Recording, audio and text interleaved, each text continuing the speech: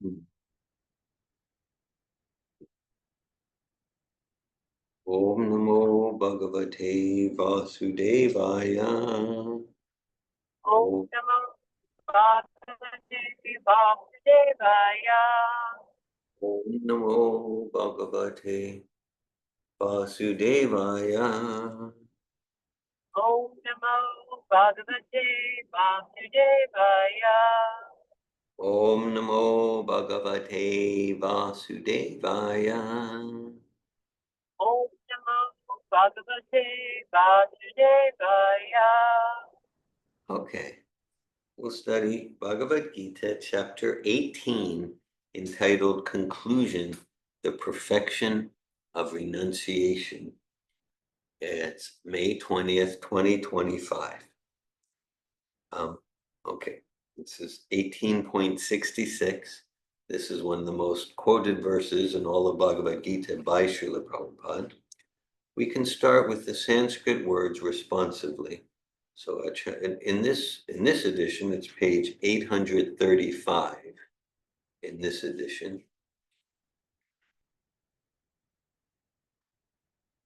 Okay, chapter 18, yeah. Text 66. Yes, Got it? Okay. I'll do the Sanskrit words responsively. Sarva Dharman, Parityagya, Mam, Ekam, Sharanam, Vraja, Aham, Tvam, Sarva, Papebhya, Mokshayishami, Ma, Shucha. Okay. Now I'll do one line at a time, responsibly. Sarva Dharman Parityagya, Mamekam Sharanam Vraja, Aham Tvam Sarva Papebhyo, Mokshayishami Ma Shucha. Sarva Dharman Parityagya, Mamekam Sharanam Vraja, Aham Tvam Sarva Papebhyo, Mokshayishami Ma Shucha. Sarva Dharman Parityagya, Mamekam Sharanam Vraja, Aham Tvam Sarva Papebhyo, Mokshayishami Ma Shucha. If you'd like to lead the chanting of the verse. Yeah? Yeah. Read the chant. Yeah, just one line at a time. You say the line, then I'll repeat.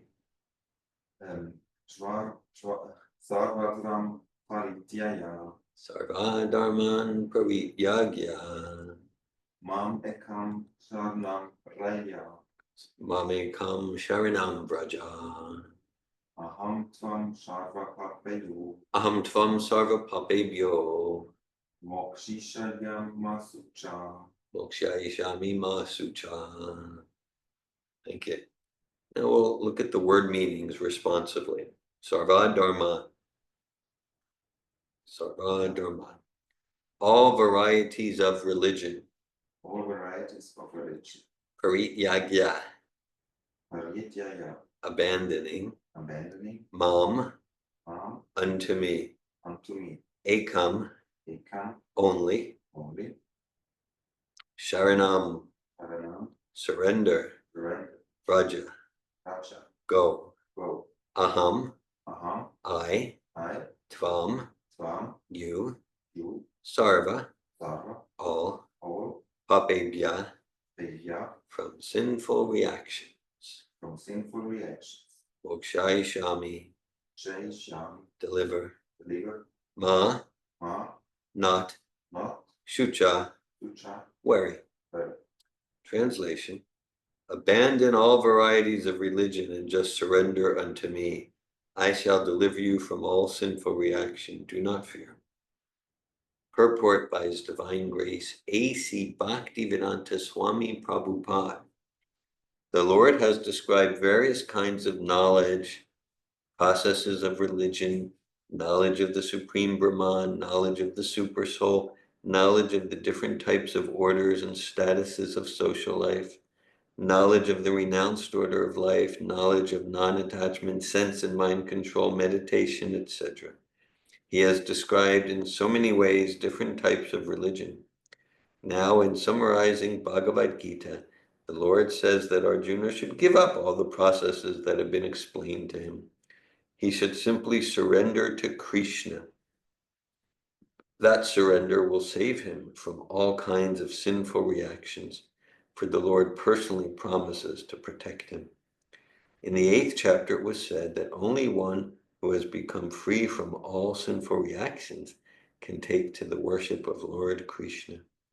Thus, one may think that unless he is free from all sinful reactions, he cannot take to the surrendering process. To such doubts, it is here said that even if one is not free from all sinful reactions, simply by the process of surrendering to Sri Krishna, he is automatically freed. There is no need of strenuous effort to free oneself from sinful reactions. One should unhesitatingly accept Krishna as the supreme savior of all living entities. With faith and love, one should surrender unto him. According to the devotional process, one should simply accept such religious principles that will lead ultimately to the devotional service of the Lord. One may perform a particular occupational duty according to his position in the social order. But if by executing his duty, one does not come to the point of Krishna consciousness, all his activities are in vain. Anything that does not lead to the perfectional stage of Krishna consciousness should be avoided. One should be confident that in all circumstances, Krishna will protect him from all difficulties.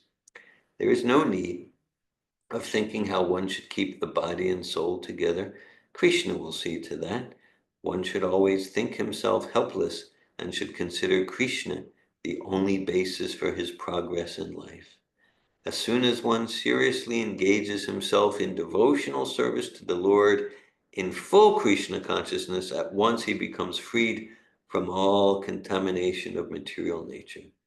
There are different processes of religion and purificatory processes by cultivation of knowledge, meditation in the mystic yoga system, etc. But one who surrenders unto Krishna does not have to execute so many methods. That simple surrender unto Krishna will save him from unnecessarily wasting time. One can thus make all progress at once and be freed from all sinful reaction. One should be attracted by the beautiful vision of Krishna. His name is Krishna because he is all attractive.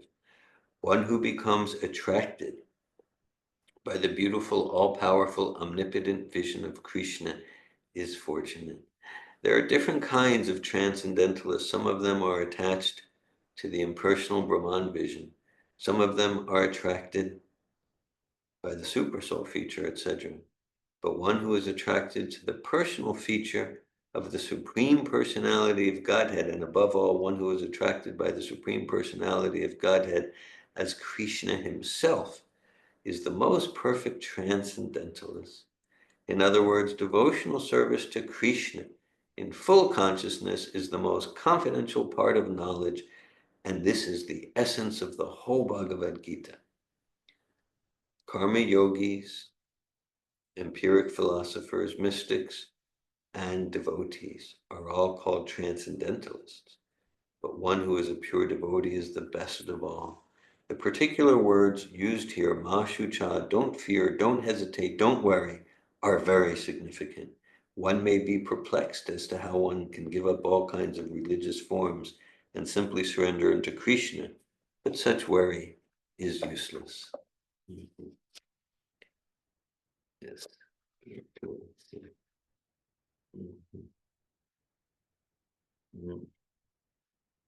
Om Angyana Timi.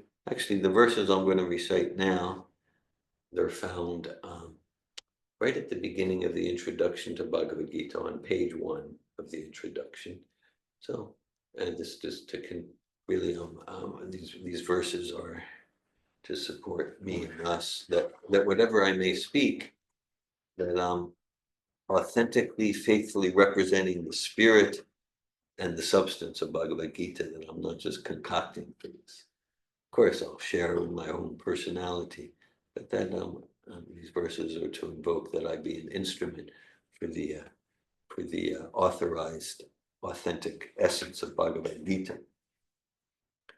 Om Jnanatimirandasya Gyananjana Shalakaya Chakshuranmilitam Yena Tasmai Shri Gurave Namaha Shri Chaitanya Manobishtam Stapitam Yena Bhutale Svayam Rupa Kadamayam Darati Svapadantikam Vandeham Shri Guru Shri Uta Padakamalam Shri Gurun Vaishnavam Cha Shri Rupam Sagrajatam Saganaraganatam Vitam Tam Sajivam Sadvaitam Savadutam Parijana Sahitan Krishna Chaitanya Devam Shri Radha Krishna Pradan Sagana Lalita Shri Vishakan Vitam Cha Hey Krishna Karuna Sindhu Dinabandhu Jagat Pate Gopisha Gopika Kanta Radha Kanta Namostute Tapta Kanchana Gorange Radhe Vrindavaneshwari Vishabhanu Sute Devi Pranamami Hari Priye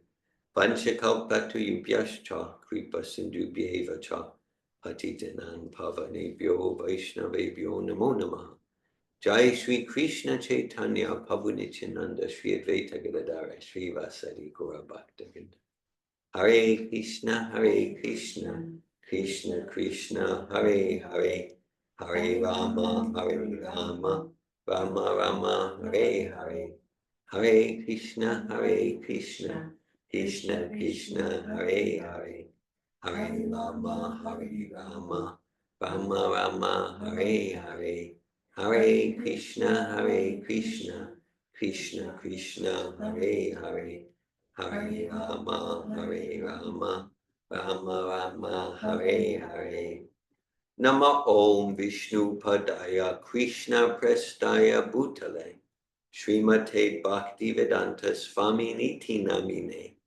Namaste Sarasvati Deve Gauravani Pacharine Nirvishesha Shunyavadi Paschatya Desha Tarine. Bhagavad Gita, chapter 18, text 66. Aradaman Prityagya Mamekam Sharanam Vraja Aham Tvam Sarvapapebhyo Mokshayishami Ma Shucha. Abandon all varieties of religion and just surrender unto me. I shall deliver you from all sinful reaction. Do not fear. Okay. So certainly, kind of, like how the Bible or Quran is considered, or the Torah, Bhagavad Gita is it's like a religious book. So it's kind of interesting. This is really the conclusive, essential instruction. And so Bhagavad Gita is saying, give up religion. Give up religion. Okay. It's saying give up all yoga process, all other philosophical process. The idea that all these different rules and regulations, whether it's about yoga or philosophical system or a religious system, they can have their place. They can have their place, and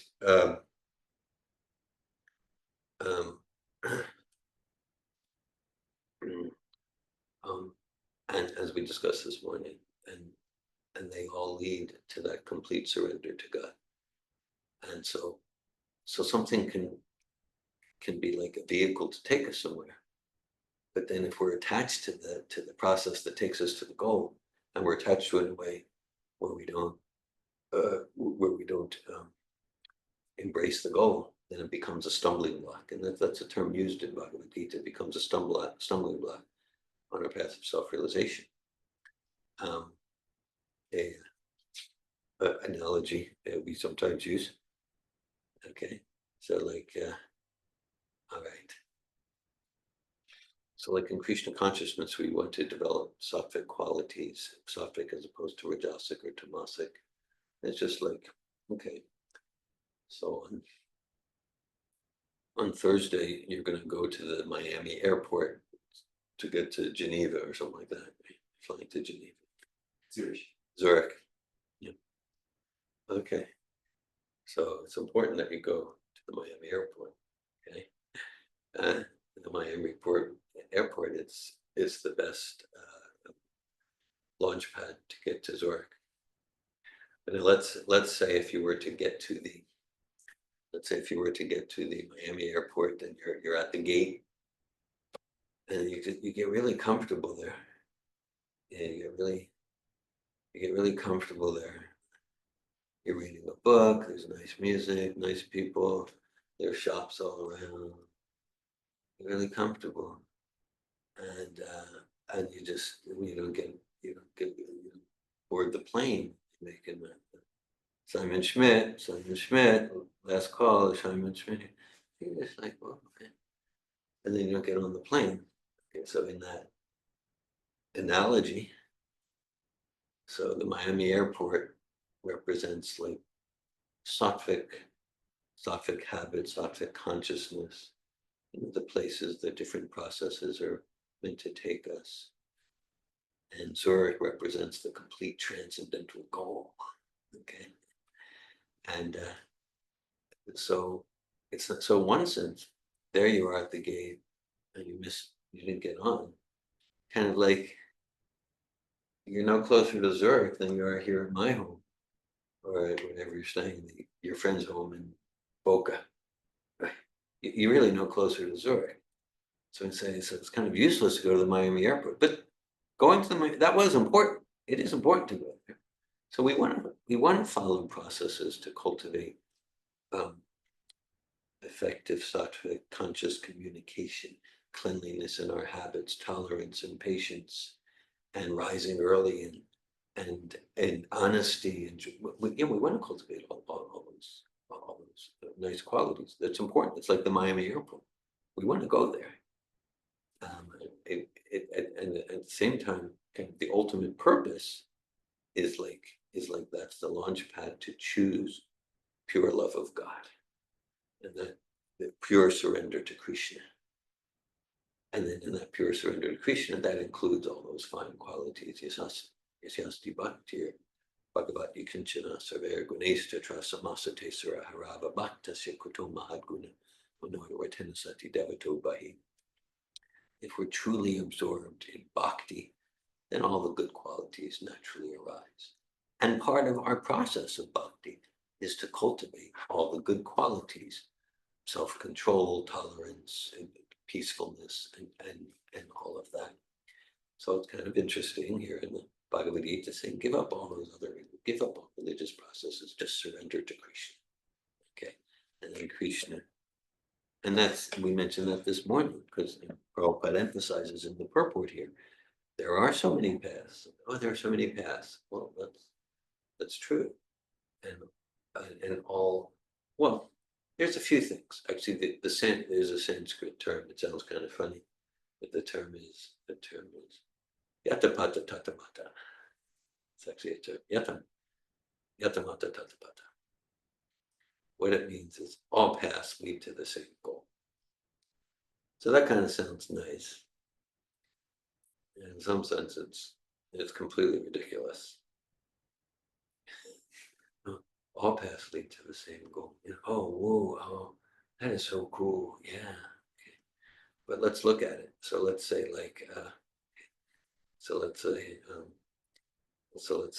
let's stick to our Simon Schmidt analogies here. Okay. So here you are. Sorry. All right. And so, okay. So let's say, yeah. All right. So you've gotten a ticket from Miami to Zurich. Say like, but all paths lead to Zurich. You could get a ticket to Los Angeles, right? You can get a ticket to Rio de Janeiro. You could get a ticket to Alaska. All paths lead to Zurich. Well, no, no, not really. No, if you want to get to Zurich, that means you pay attention. You get the ticket to Zurich, You could try to get to Zurich through like Venezuela or something, I mean, you could. But no, it's so, yeah. So in a sense, not all paths lead to the same goal at the same time. If we look at bona fide paths, there are many bona fide paths, and they all lead to bhakti. They all lead to the soul surrendering to God with love and devotion. And so this is the essential conclusive verse and instruction in Bhagavad Gita. Again, like, you want another verse to learn, this would be it. Okay, I mean, there's so many of that, this would be it. But Prabhupada, this might be, along with Dinos Mimyata Hidehe, this might be in like the top two or three that Prabhupada quotes. And that's so quintessential. And Krishna says at the end, Mashucha, he says, don't fear. Don't fear. So as we discussed, to the extent that we're not fully aligned with our highest dharma, then we're going to be in anxiety. We're going to be fearing. We're going to be fearing. And so Krishna says, you surrender to me, give your life to me, and I'll relieve you of all anxieties. I'll relieve you of all anxieties. And we talked about sin. Sin is like it's not a socially popular word. Sin. If we look at the essence of sin, acting in a way that's outside of our integrity. So Krishna, because then Krishna's relieving us of all sinful reaction, all anxiety, all need to take birth again and again, lifetime after lifetime. Because all the lifetimes, they're meant to bring us to this verse, to living this verse. Krishna, example Srila Prabhupada gives. Okay, so like, let's say there's a few metaphors, borrowing from Srila Prabhupada. Let's say there's a soldier in the army, and maybe the soldier in the army, following the orders of the commander, he might kill many people. Soldier will kill many people, and he'll get medals. He's a hero. He'll get medals. He's a hero. Maybe he protected his buddies. He'll get medals. Okay. So let's say then the soldier, when he gets out of the military, goes home, and he's a civilian. He's acting as a civilian. He's got all his medals from the military. Okay, and then let's say someone's walking along and looks at him funny, or someone doesn't pay him back on time the $100. Okay, so then he kills him. So the police come and arrest him, and he goes to prison for life, or he gets the death penalty, electric chair. I think that's what they do in Florida, right? Something like that. Okay. All right. So then, but then he can complain. He can say, "What? This doesn't make any sense. It doesn't make any sense. I killed 100 people in the military, and you gave me medals. Here, I just killed one person to get my money back." Okay. So then, it relates to this verse. And Krishna says, "I shall deliver you from all sinful reaction," because in the military, he killed, and he was doing it in complete surrender to the president or the prime minister, the king, the general. So he's not responsible. I mean, he's responsible to fulfill his duty to go over there and protect that ground over there. But he's not responsible for the reaction. He gets honored. Okay, he might kill 1,000 people, but he's not responsible for that reaction of murder, because he did it on behalf of higher authority. But if he goes home, just kills one person or just injures them, just for what he did for himself, not in service under the instructions of higher authority, you go to prison now. You go to prison, or you need to be hanged. Okay, so we do everything for Krishna. We do everything for Krishna, and then that's what it means, a karma-free life. Yeah, That's what it means, a karma-free life. And similar example, I mean, different in feel, but same philosophical principle. Srila Prabhupada will say, there could be a bank teller. There could be a bank teller, and the bank teller might handle millions of dollars per day, millions of dollars, okay, like that, okay. And then again, maybe the bank teller is, maybe they're honored as employee of the month or something like that, okay. Like that, and bank teller's dealing millions. If the bank teller takes $1 that's not theirs, $1 for themselves, okay, oh, you're going to be fired. You might go to prison for that. Okay. So we're dealing with millions of dollars, and we're killing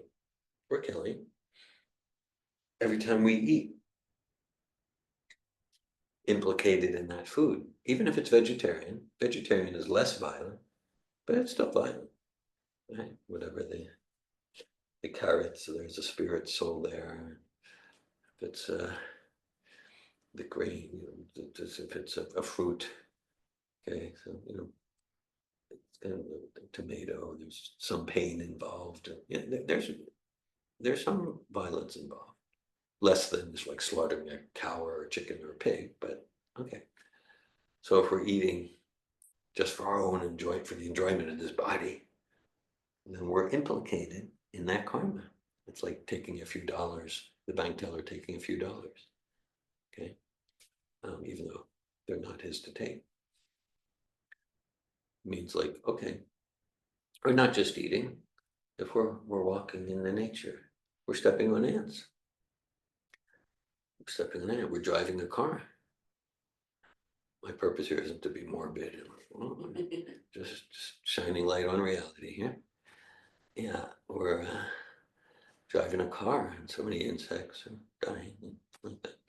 Okay, so like if we're driving a car, let's say let's just go to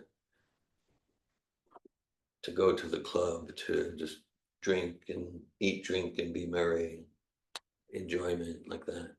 Okay, then those ants and insects we killed on the way, we're culpable for that karma.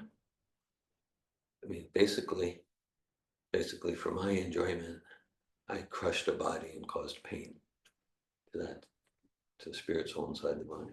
So that means later in this life or in some future life, someone's going to cause pain and harm, maybe crush my body for the enjoyment of their tongue, the enjoyment of their senses in some way. That's karma essentially. It's the law of action and reaction on the subtle platform. Now, but then if rather than just eating, if we're committed, I'm going to consume only prasadam, it's a spiritual food, then we're not implicated in the karma. Then it's like the soldier killing in the military under the order of the king. He doesn't need to go to prison.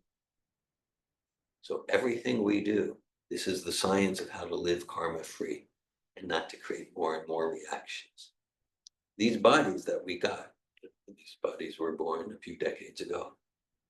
This you might say this is our fossilized karma that we created in previous lifetimes. So the science of Krishna consciousness means we don't need to live an accidental life. We can cultivate mastery and knowledge of the science of bhakti yoga, and then we can live life in such a way we're not creating more material bodies.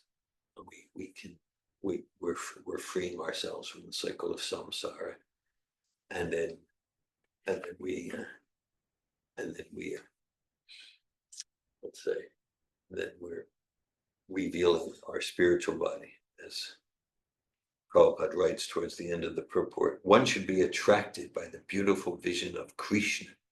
His name is Krishna because he is all attractive. One who becomes attracted by the beautiful, all-powerful, omnipotent vision of Krishna is fortunate. So as we discussed this morning, there's material sound vibration, there's material food, there's material dancing, there's material form, There's material music, there's material relationship, and then spirit. Negation of the material is not spiritual. Negation of material can be helpful to relieve us of the misery of material existence, but as we said, like, don't think of a pink elephant flying to the moon, or the child just sit in the corner and do nothing. Alfred Adler's commentary there. Also, but we can positively attach ourselves, because the nature of the self, yeah, the nature of the self is to be attached. Our choice is to be attached to Maya, or material energy, or Krishna, spiritual energy. And so this is the process to attach, because everyone likes to see nice forms. So we get attached to the form of the pure devotee, the form of Krishna. Everyone likes to hear nice sounds. We get attached to the sound of these Sanskrit verses. We get attached to the sound of chanting Hare Krishna, the sound of Jaya Radha Madhava Kunja Bihari, Jaya Gopi Jana Vallabha Giri Varadari, Yashoda Nandana Bhaja Jana Ranjana, Yamuna Tira Vanachari, Jaya Radha Madhava Kunja Bihari, Jaya Radha Madhava. It's like opening the windows to the spiritual world, the pastimes of Sri Krishna and Srimati Radharani in the groves of Vrindavan, Jaya Gopi Jana Vallabha, the pastimes of Krishna, who's the darling of the gopis. Giri Varadari, the lifter of Govardhan Hill. Yashoda Nandan, he's the darling son of Mother Yashoda, doing all sorts of naughty, mischievous activities, eating dirt and feeding butter to the monkeys, and she's never peaceful. Yashoda Nandan, Rajajana, Ranjana. Yes, he's the source of all enjoyment. His pastimes are the source of all enjoyment for the residents of Vrindavan, Yamuna Tira Vanachari. And he's wandering on the banks of the Yamuna Tira Vanachari. And he's wandering on the forest on the banks of the Yamuna. Krishna with his flute is wandering in the forest on the banks of the Yamuna Tira Vanachari. Yes. Chintamani Prakarasat Masu Kalpa Vriksha Laksha Viteshu Surabhira Vipalayantam Lakshmi Sahasra Satasambrama Savyamanam Govindamadi Pusham Tamaham Bhajami. I worship Govinda, the primeval Lord, the first progenitor, who is tending the cows, yielding all desire, in abodes built of spiritual gems, surrounded by millions of purpose trees and served with great reverence and affection by hundreds and thousands of Lakshmis or Gopis. So the acme, the pinnacle of spiritual life, it's not just some light bulb staring into the light. It's filled with color and adventure and variety and diversity and personality, spiritual personality. So we're going to be attached. Our choice is to be attached to matter or spirit. And so Prabhupada's giving us some vision of the spiritual world there. And so, yeah. So Krishna saying, become attached to my service, and then don't fear, everything will be taken care of. Like all subsidiary dharmas, all subsidiary responsibilities, they'll be handled. That's really where the process and path of bhakti begin. That trust. Just like, okay, there are many things we could be doing on a Tuesday evening. We could make lists of things we could be doing on a Tuesday evening. But here we are, we're giving some time, we're giving in a few hours to hear the words of Krishna in Bhagavad Gita. We must have some trust that this is gonna make us happy. And so we'll show some trust, do some chanting, hear some Bhagavad Gita, take some prasada. And then we have an experience, as Krishna says, Pratyakshavagamam dharmyam shushukam kartumavyam. He says this process, it's not merely abstract or theoretical, it's directly experienced. And therefore it's joyfully performed. It's not just, I believe this or I believe that.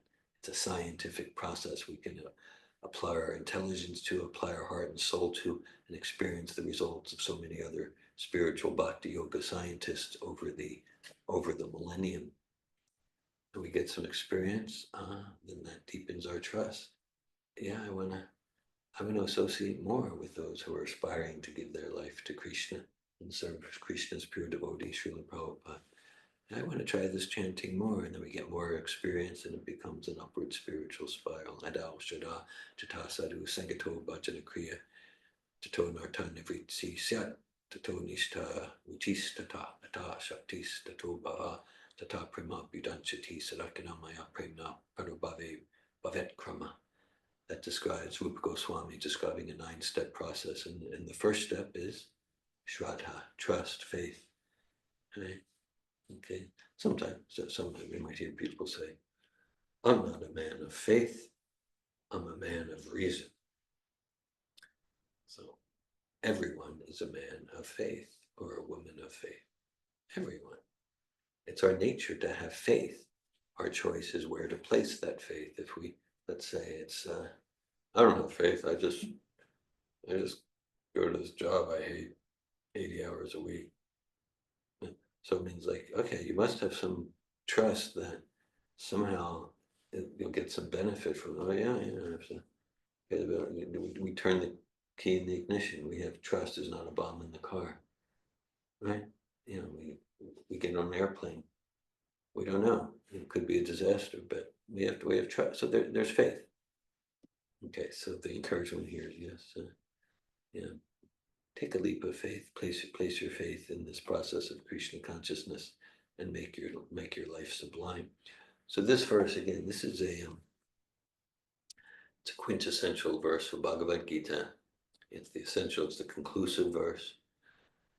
Saradharman parityagya mamekam sharanam praja aham tvam sarva papebhyo mokshayishami ma shucha. Abandon all varieties of religion and just surrender unto me. I shall deliver you from all sinful reaction.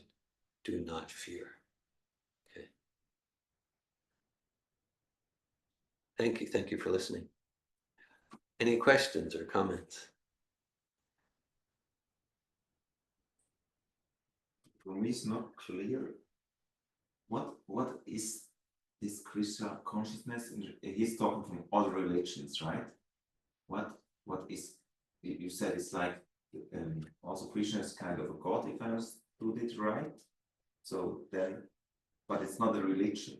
Right. Did I understand correctly? Yeah, it's not a religion. It's a science of self-realization. It's a science of God consciousness. It's monotheistic, meaning in Krishna consciousness, Bhagavad Gita, that there's one God, and one God has many names.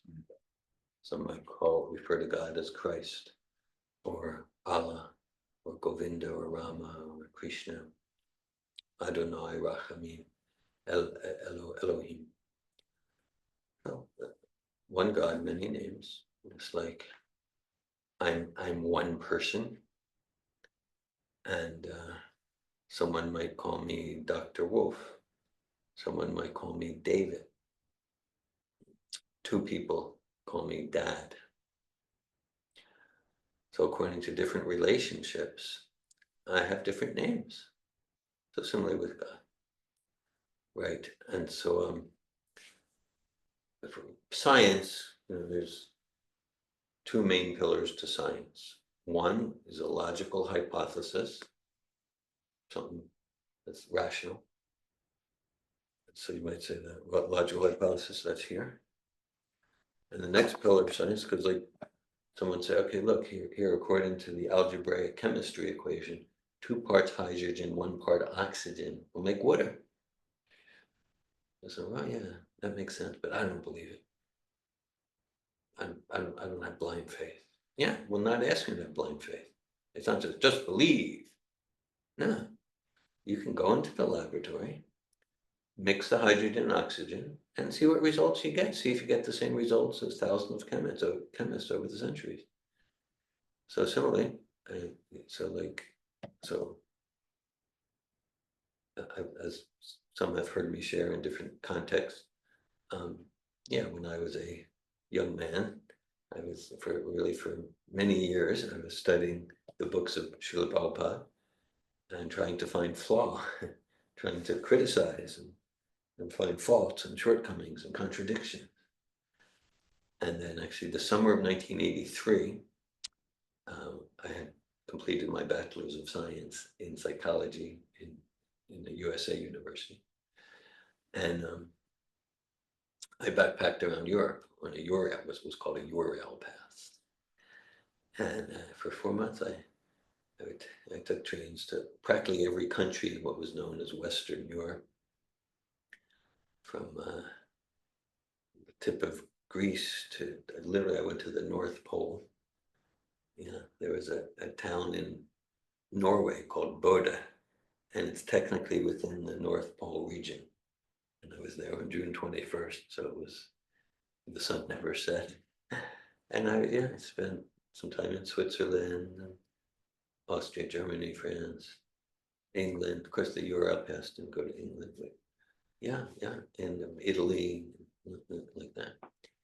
And then actually, I was towards the fourth month of that whole period.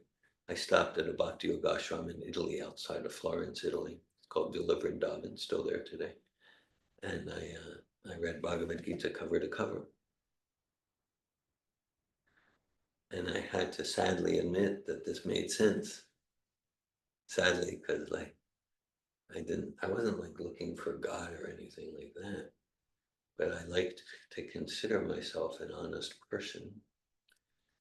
And I could see that it gave a very logical hypothesis about, like, all points were explained. It wasn't about you just need to believe this. So it was so much more complete and consistent and rational.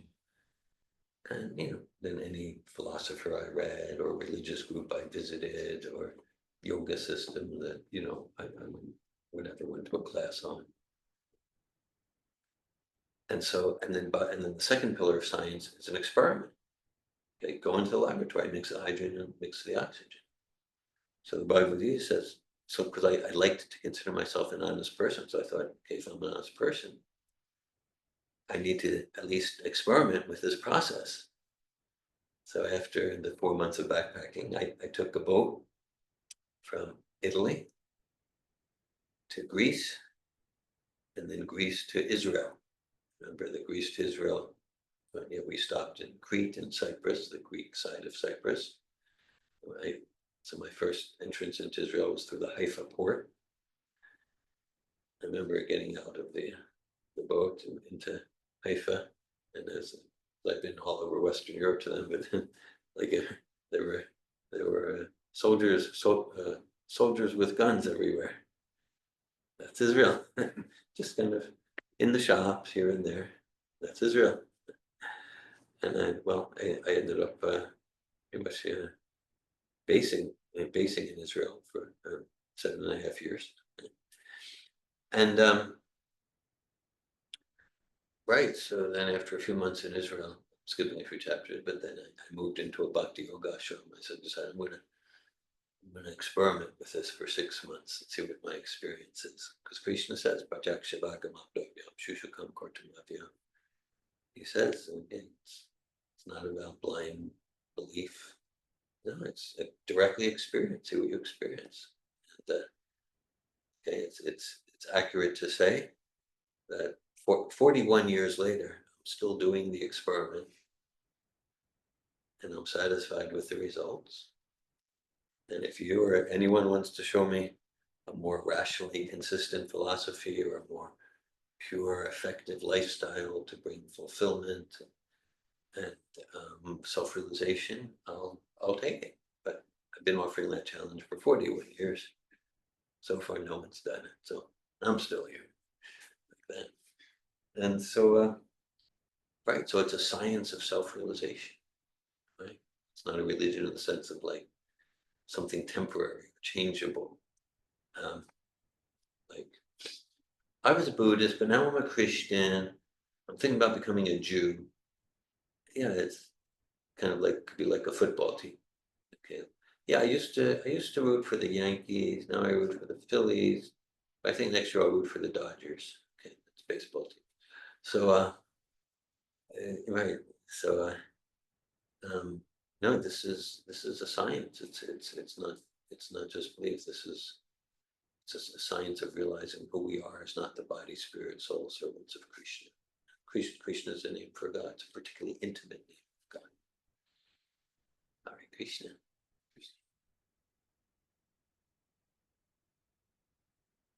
Any other comments or questions?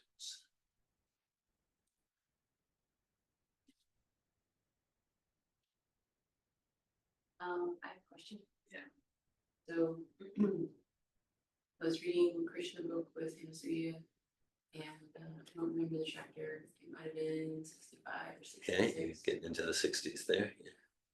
Yeah. It talked about a king who challenged Krishna and sent a messenger and said, King Pondraka. Yeah. You know, I'm the god. Yes. But, like, come, if you believe differently, come fight me. And so Krishna found it laughable and went to go fight him. So anyway, he was slain by Krishna, and in the story it says that, you know, obviously he was full of ego, right? And he was full of imitation, he dressed like God, he tried to behave like God, Yeah. and all these different things. So he was misguided, but it said in the story that because his mind was always on God, that when he was slain, essentially he would be liberated. Yeah. And you know, I understand because of, for example, in the Bhagavad Gita talking about the battle crew, etc. Anybody slain in the battle would Yeah. be liberated.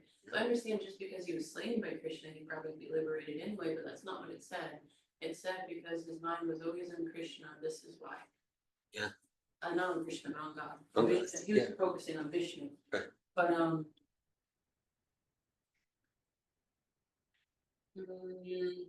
gonna pause there. Sure. Tell a little backstory. So I have personally struggled in the past times where it talks about things like this and people being liberated despite their actions being poor. Yeah.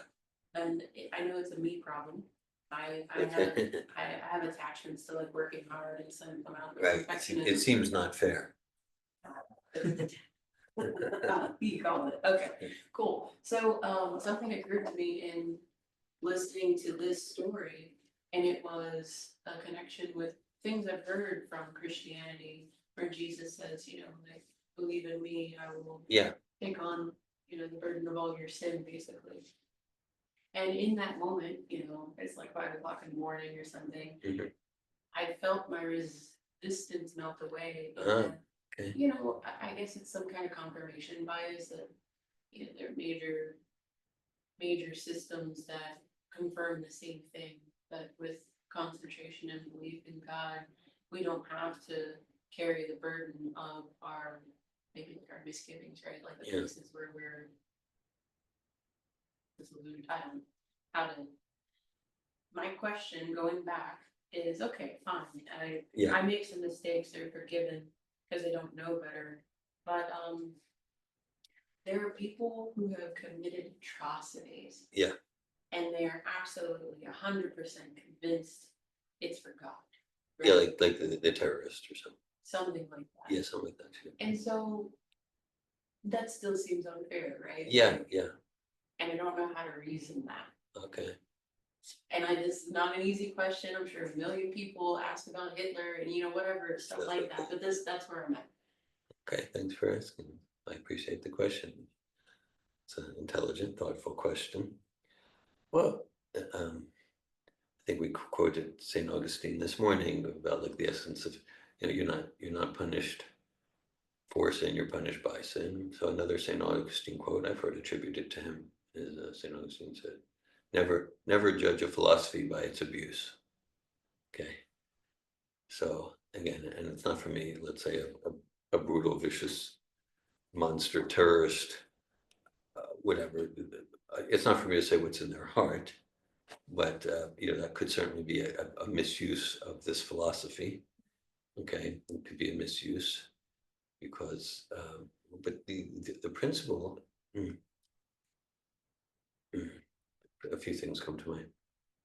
The principle is to be absorbed in God and God consciousness with love and just wanting to serve God without any reciprocation, just pure service to God. And whatever our past, whatever our history, and that relates to this verse, we can create that consciousness. There's in one moment, there's a video, it's a pretty well-known lecture video, Srila Prabhupada's in Australia. And someone asked, it's like a big auditorium, and someone asked, how long does it take to become Krishna conscious? And Srila Prabhupada responds, one moment you can surrender to Krishna. One moment, whatever our, but I did this sin and that sin, and it was this terrible. One moment, make a choice. Okay, so that's a philosophical truth. I don't know what's in the terrorist's heart. Like, I would imagine that the vast majority of them, if not all of them, are, spending some lifetimes suffering from their karma, maybe being blown up or stuff like that. Okay, but it's not for me to say what's in someone's heart. But the principle is there in one moment, whatever our past. And it's Sophative stuff. That's what it was like when one gets their contract. It's not like, well, I'm working on it. I'm working on being lovable and powerful. No, I'm lovable, powerful, and happy.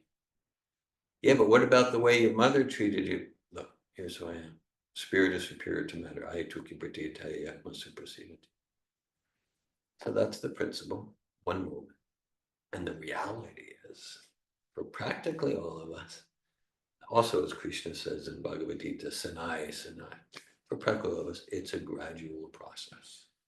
It's a gradual process. We spoke earlier in today's discussion, a 9-step process, a gradual process, maybe for months, years, maybe for many lifetimes, depending on how sincere we are. So Prabhupada gives the example of, this is hard work. To progress in bhakti is a hard work. And here's the thing, based on my experience of life, 64 and a half years in this body, everyone's struggling. So far, I haven't met anyone who's not struggling. That includes me. And everyone's struggling. Okay, and in Krishna consciousness, no more struggle. Wrong. That's a struggle too. Actually, Krishna consciousness, it is pure bliss. How come I'm not experiencing it? That's because of my resistance to the process. Then it's a struggle. Okay. So everyone's struggling. And then the difference is that this path of bhakti, it's a worthwhile struggle rather than an empty, futile, useless struggle. This is a worthwhile struggle for that which is meaningful, for eternal benefit, benefit that will never be crushed by time. So Prabhupada gives the example like, okay, let's say if your goal is to get a doctorate degree, a PhD. Okay, all right. Now, there is something called an honorary PhD. There is. Yeah, that I actually saw in a video that it's maybe a few years ago, maybe 2 years ago. And it was one of the Ivy League universities, maybe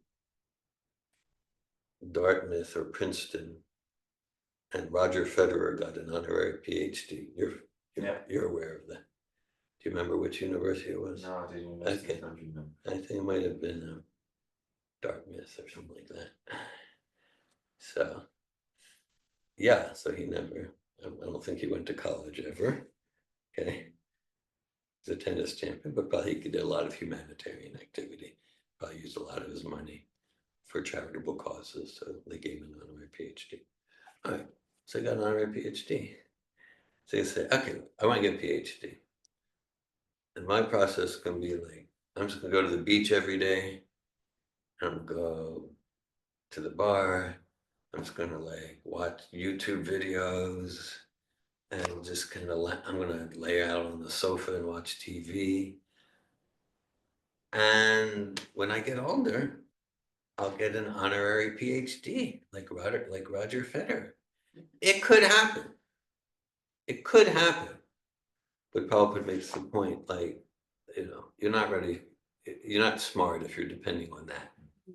You're not smart. It could happen. There are people who get honorary PhDs without doing the work. Did you pass the exam? No, Roger Federer never passed the exams. Did you? Yeah. Did you get A's on the calculus courses? Never took calculus courses. So it could happen. But Prabhupada said it's not smart to depend on that. No, the way to do it. You really want a PhD? Nice. You get top marks in high school. You get into college. You study. You choose. You take the exams. You study the books. You become, top 2% of your class. Okay, that's the process. It's hard work, and at the same time, there are honorary PhDs, and even the honorary, there's a cause because whatever the university probably had some reason because Roger Federer did humanitarian work with his money and time. Okay, so yeah, so there are honorary PhDs, and we can be envious of them if we want. But if we depend, so I'm just gonna, yeah, I'll just be like a pure devotee of Krishna at the end. I'll remember Krishna at the time of death, but for now, I'm just gonna. Who cares about God like that? But I'll get an honorary PhD. Yeah, it's not smart. So, but not just is not smart, because like even apart from what happens at the time of death, the best way to be happy, in my experience, is follow Krishna consciousness. It's the best way to be happy now, today. So those are some principles. What you're saying reminds me of the Dancing with God course in Thinking with Brielle. Yeah. And she has a definition that I think pairs really well with the definition of sin that I've heard from you. And that's the greatest gift to God is creativity that's a genuine expression of ourselves. Well, And so when you talk about the honorary PhD, what comes to my mind is a person who has followed that creativity and most genuine expression of themselves. And with that, commit and impetus moves, right? Like they're given gifts. yeah. It's not something to be envied. It's Yeah. because the world moves to provide ease. I like that. Very. I'm hearing a lot of inspiring things about Brielle's course. Nice. Yeah. Thanks for sharing that one. Yeah, I like that. I resonate. And I was tying it to the other one because it's like the direct opposites, right? If sin alienates us from ourselves, and genuine creative expression of ourselves is the greatest gift to God, and that makes sense, right? Like Makes it sense. Makes sense. matches. Nice. Nice. Yeah. Yeah, Brielle, she teaches lots of courses. She's a graduate of all the software courses, including bar coach training, foundational event. She's staffed many courses. Yeah. Nice. Glad to hear it. Bhagavad Gita ki Jai. Srila Prabhupada ki Jai.